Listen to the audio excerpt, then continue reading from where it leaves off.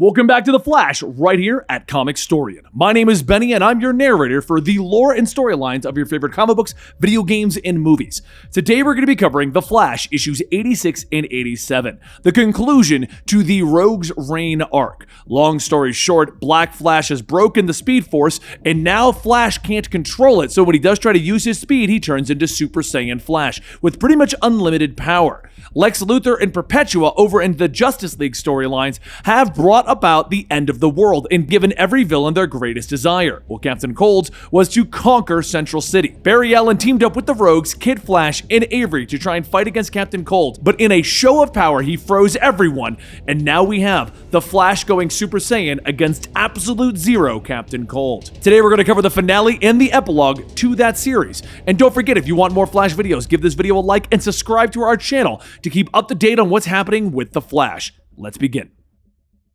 The first time it happened, it was so fast that no one knew what happened. But the next time, Cold made sure that he was seen. You see, he put on a costume, and he called himself Captain Cold. However, no matter how he dressed up or the weapons that he held, it always ended the same. But not this time. Captain Cold isn't going down a loser again, because today is the day when he finally beats the Flash. He leaps into the air, firing another icy blast, but the Flash runs, narrowly dodging each of the attacks. This would normally end up like any other time that they fought, but today, it's a little different. Neither have these two fought wielding this kind of power. The Flash is running with a supercharged Speed Force, while Captain Cold is using his Absolute Zero technology enhanced by Lex Luthor. The two opposing forces are tearing Central City apart. Is this power what Cold really wanted? The Rogues are frozen around them, and if the Flash even thought about freeing them in his current state, he would end up shattering them to pieces. He can't control the Speed Force at these speeds. Cold releases another wave of icy wind, asking, "Don't you love the power?"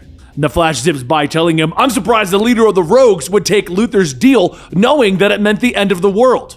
Or did Lex lie to you too?" Cold shouts, "Lex didn't pull a fast one on me. Open up your eyes. I get to be the monster that I wanted. I get to beat you.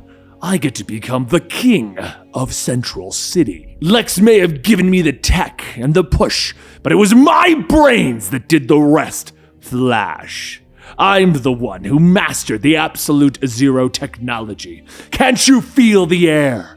The truth is, the Flash does feel it, but it's having the opposite effect of what Captain Cold thinks it would do. The cold air is slowing him down, but for the first time in a long time, the Speed Force feels normal. It's not out of control anymore. Cold creates a block of ice around his arms, and he punches the Flash down, yelling for him to pay attention. The Flash gets back up, but he doesn't say anything. He can't beat Cold like this. If he's going to win, he needs to think bigger. With the Speed Force under control for the time being, the Flash races to free everyone from their frozen prisons. As he skids to a stop, he tells Cold, "Don't worry, I wasn't running away. I was just getting some backup." At that moment, the ice shatters around everyone, and everyone focuses their attention on Captain Cold, including the Rogues. He shouts, "No! You will all bow down to King Cold!" And Weather Wizard tells him that they're running out of time. The Flash tells him that they need Mirror Master to fix the mirror now. "I'll keep Cold busy." Kid Flash asks how are they supposed to help when they can't even control their speed, and Avery tells him to just remember what the Rogues taught them. Don't focus on things that they can't control. They just have to breathe in and focus on letting go and run. Kid Flash and Avery quickly run to grab Iris from the Speed Lab, and Iris knows it, that they're in Cold's hideout with the other Rogues. She looks around asking if they're working with the Rogues now, and Kid Flash laughs, telling her that the Rogues helped them learn how to use their powers in this state. They want to help free Central City from this nightmare. Mirror Master folds his arms, stating, "Now everyone, I happen to like things the way they are. Do you know how crazy the parties get when everyone thinks the world is going to end? And it's not right to turn our backs on Captain Cold." Heatwave yells, "Listen up. Len is my best friend, and out there, that ain't Len. He's let the power give him the worst case of brain freeze that we've ever seen. Don't forget, Cold froze all of us. And who saved us? The damn Flash." Mirror Master looks at the machine and Glider says, "This isn't the world that we want.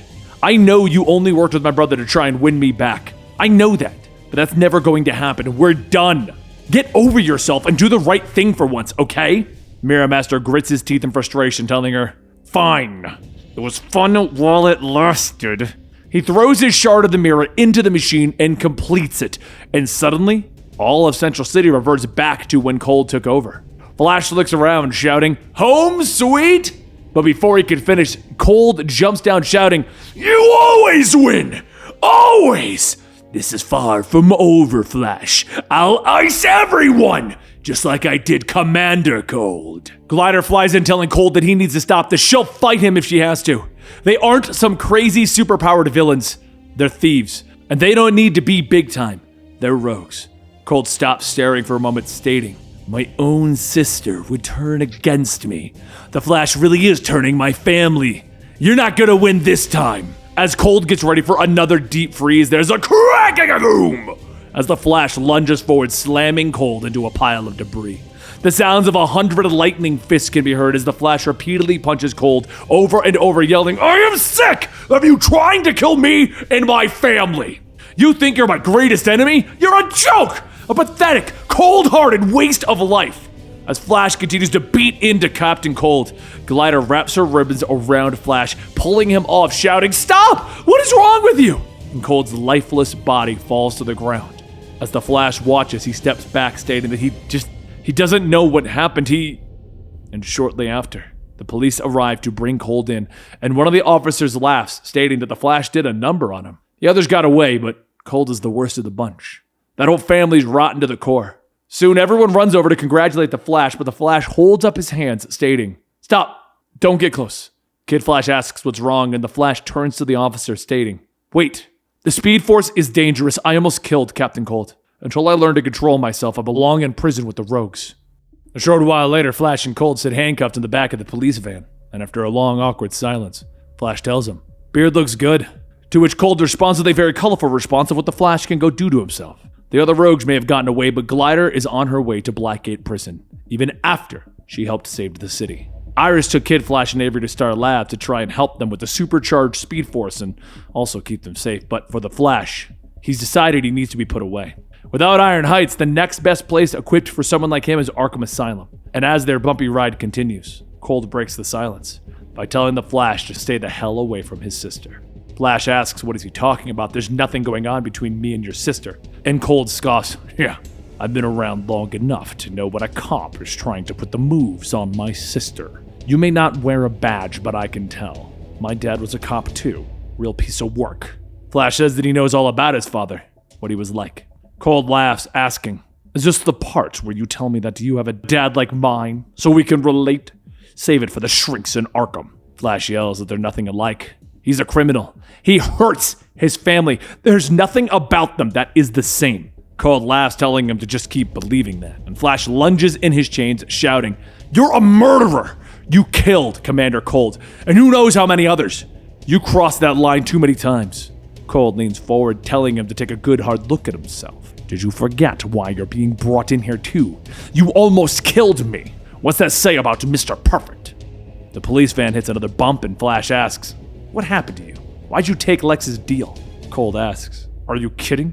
Being sent to Belle Reve does things to a man. It changes him. I knew exactly what would happen, but it's what one would expect from someone who hates me." The Flash pauses for a moment and collects his thoughts, and then he tells him, "I don't hate you." Soon the brakes squeal as the van comes to a stop and the back hatch opens up. The Arkham officer yells for the two of them to get out. Then as Flash walks out, a familiar voice asks, "Did you really think you were done with the rogues?" Flash looks up, asking, "Pied Piper?" And Piper laughs. "It's been a while, Flash. But now that you're here in Arkham, does that make you a Batman bad guy?"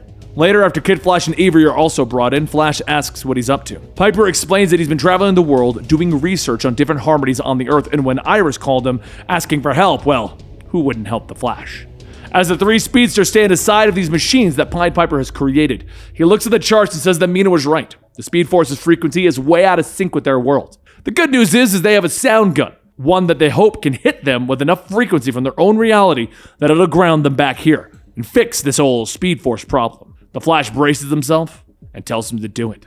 Piper flips the switch. There's a loud humming sound as the Flash begins to scream. He then tells him to hang on, we're almost finished. And after a few seconds, the Flash asks if it worked. He can feel the Speed Force, but it's not chaotic. "Your machine worked, Piper!"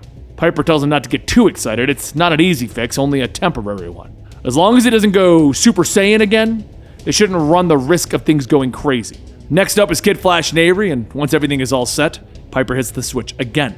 Focusing the sound gun, he hits them both at the same time, and over the humming, Flash can hear a siren. Just then a guard rushes in stating that there's been a breakout. Everyone stay here. And the Flash asks, who was it? Riddler? Two-Face? Scarecrow? Or... But before he could even finish, Cold and Glider burst in. Flash asks, what is she doing here? And Glider asks, did you really think that Blackgate could hold me? Flash pleads with her not to do it. Cold is a killer. And she tells him, well, that may be true. Cold is still my family. She hands Cold one of his Cold guns and he freezes the wall, telling him that he told him to stay away from his sister. Flash gets ready to capture the two of them, but Piper tells him that he can't. He's still hooked up to the machine, and if he breaks the connection, Kid Flash and Avery will be trapped out of sync forever.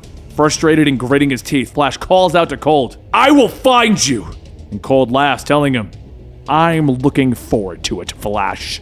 So as the machine stops, Flash hurries outside to try and chase them, but he finds nothing. With the Speedster's powers now manageable, everyone goes back to their normal lives. Kid Flash is out with his friends. Avery is back in China, and Flash, well, he's spending some much-needed time with Iris. But before the two of them could settle in, there's a loud crack! And in the blink of an eye, Old Man Flash from year one appears, calling out to his younger self. Iris jumps up asking if that's him, and Flash says, yeah, sort of, but from the future? But that should have changed. I changed the future.